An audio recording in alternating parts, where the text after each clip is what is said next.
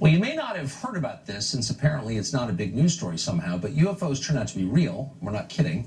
Recently, the New York Times profiled a secret $22 million Pentagon program that investigated unidentified flying objects. Doesn't mean they're from outer space, but they're not identified, and they're flying, and they're objects.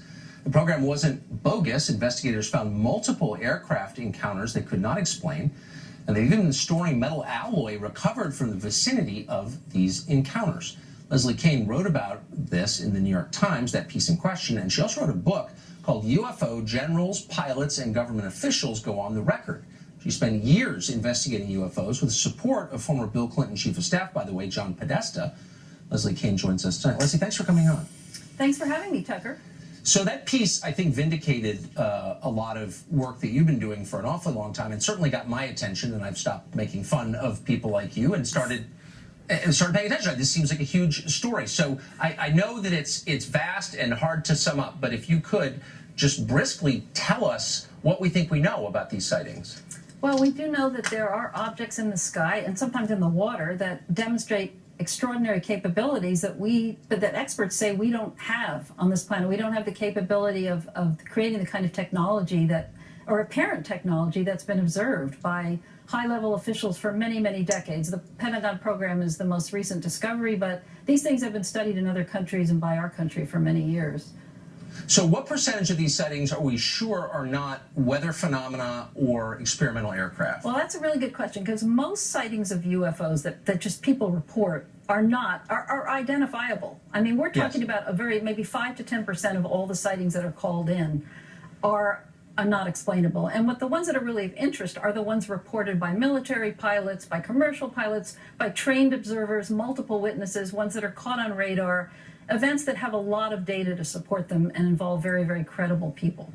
So I guess what bothers me most about this story is how clearly people who should have been following up and paying attention haven't been. And the case that sticks with me, November 7th, I think, 2006, at Chicago O'Hare Airport, 4:15 in the afternoon, gate C-25, I believe. The pilot of the plane waiting to depart to Charlotte looks up, and there is a saucer hovering not that far over the plane. People in the tower see it, other pilots see it, dozens of people see it.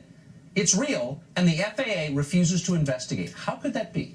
I know, it's shocking. It's absolutely shocking to me. I mean, they refuse to investigate, I think, because who knows what the bigger reason probably is that they can't explain these things, and they just don't want they don't want to deal with them. It might frighten people. They don't have enough information. They don't like to say, well, there's something hovering above an airport, but we don't know what it was. So basically, they will come up with other explanations for it, such as that it was a weather phenomenon. That's what the FAA said about O'Hare, which is really an insult to the pilots who witnessed this thing and many other observers who know that it wasn't weather. I mean, it was a metallic-looking disc-shaped object that hovered over as you said, hovered over a terminal, gate C-17 for about 5 minutes, and then it shot straight up through the clouds. This was an incredible aspect of the thing. It was hovering below a cloud bank, and all of a sudden it just shot straight up really fast through the cloud bank and cut a hole in it. So there was like a cookie-cutter clean hole in the clouds. You could look up and see the blue on the other side.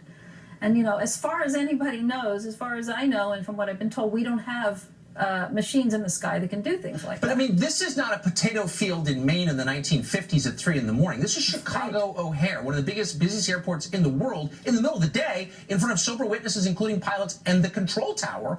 And the FAA says we're not that interested? Like, how could that be? I know. I mean, it's very bad. I appreciate how baffled you are, Tucker, because I'm baffled too. And you can imagine that the witnesses involved with this, it's an insult to them.